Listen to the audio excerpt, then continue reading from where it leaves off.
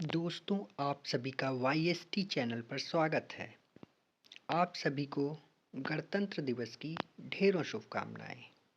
आज हम गणतंत्र दिवस रिपब्लिक डे के बारे में कुछ चीज़ें जानने वाले हैं जो आपने पहले से पढ़ रखी होंगी, लेकिन इसी बहाने आपको रिकॉल कराया जा रहा है। अगर आपने ना पढ़ी हो तो आप इस वीडियो को देखने के बाद अपनी बुक्स उठाइए और उसके बारे में पढ़िए। तो चलिए शुरू करते हैं।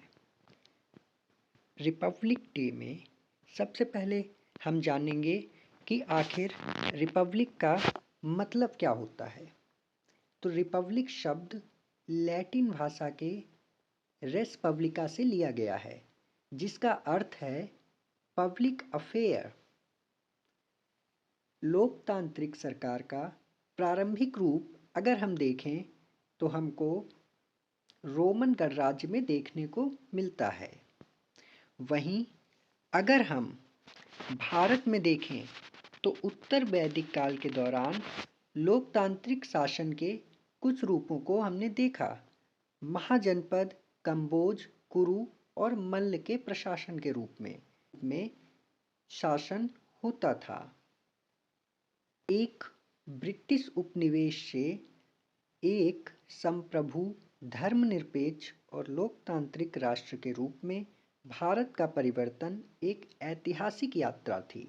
यह 1930 में सपने की अवधारणा के साथ शुरू हुआ और 1950 में इसकी वास्तविक प्राप्ति हुई। 15 अगस्त 1947 को भारत एक स्वतंत्र राष्ट्र बन गया। भारत के स्वतंत्र होने के बाद इसका अपना कोई संविधान नहीं था। जो कानून उस समय विद्यमान थे वे एक सामान्य कानून प्रणाली और भारत सरकार अधिनियम 1935 के एक संशोधित संस्करण पर आधारित थे, जिन्हें ब्रिटिश सरकार ने ही, अंग्रेजी हुकूमत ने ही बनाया था। आज़ादी के लगभग 2 सप्ताह बाद डॉक्टर भीमराव अंबेडकर की अध्यक्षता में भारतीय संविधान का मसौदा तैयार करने हेतु एक मसौदा समिति नियुक्त की गई और अंततः भारतीय संविधान 26 नवंबर 1949 को तैयार हुआ। इसीलिए 26 नवंबर को हम संविधान दिवस के रूप में मनाते हैं।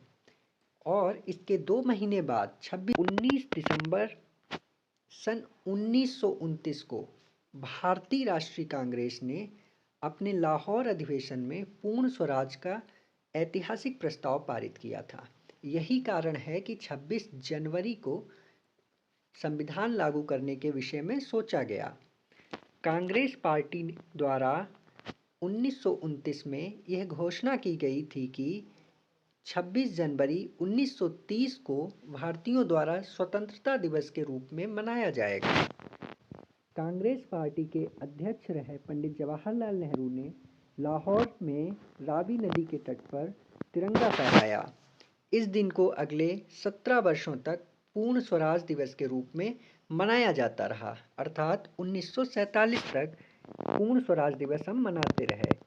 जब 26 जनवरी 1949 को भारत के संविधान को अपनाया गया तो कई लोगों ने राष्ट्रीय गौरव से जुड़े इस दिन 26 जनवरी पर कानूनी दस्तावेज को स्वीकार करना और लागू करना आवश्यक समझा। इसी दिन भारत ने औपनिवेशिक व्यवस्था को समाप्त किया और एक संप्रभु लोकतांत्रिक गणराज्य बनकर एक नई सुबह की शुरुआत की। अब ये संप्रभु, लोकतांत्रिक और गणराज्य का मतलब क्या है, इसके विषय में जान लेते हैं। सबसे पहले हम जानेंगे संप्रभु का मतलब क्या है। संप्रभु का तात्पर्य है कि भारत किसी अन्य राष्ट्र पर निर्भर नहीं है, बल्कि एक स्वतंत्र राज्य है। इसके ऊपर किसी का कोई अधिकार नहीं है। यह अपने मामलों का संचालन करने हेतु स्वतंत्र है। अर्थात कोई भी देश आपके भारत देश के निर्णयों में दखल नहीं दे सकता है। हम आज़ाद हैं अपने निर्णय लेने के लिए। लोकतांत्रिक का मतलब समझ लेते हैं। लोकतांत्रिक का मतलब है लोकप्रिय संप्रभुता। इसी के सिद्धांत पर यह आधारित है। मतलब जो सर्वोच्च शक्ति का अधिकार है वो आम लोगों के पास है, जनता के पास है। अब हम रिपब्लिक गणतंत्र का मतलब समझ लेते हैं। गणतंत्र के बारे में बात करें तो प्रस्तावना में कहा गया है, प्रस्तावना इंगित करती है कि भारत में एक निर्वाचित प्रमुख होगा जिसे राष्ट्रपति कहा जाता है। वह अप्रत्यक्ष रूप से 5 वर्ष की निश्चित अवधि के लिए चुना जाता है। मतलब कि जो हेड ऑफ स्टेट है वो चयनित है। इसी का मतलब गणतंत्र से है। तो जैसा आप सब जानते हैं कि हम लोग 74वां गणतंत्र दिवस मना रहे हैं। इस गणतंत्र दिवस की आप सभी को ढेरों शुभकामनाएं। Thank you. जय हिंद, जय भारत।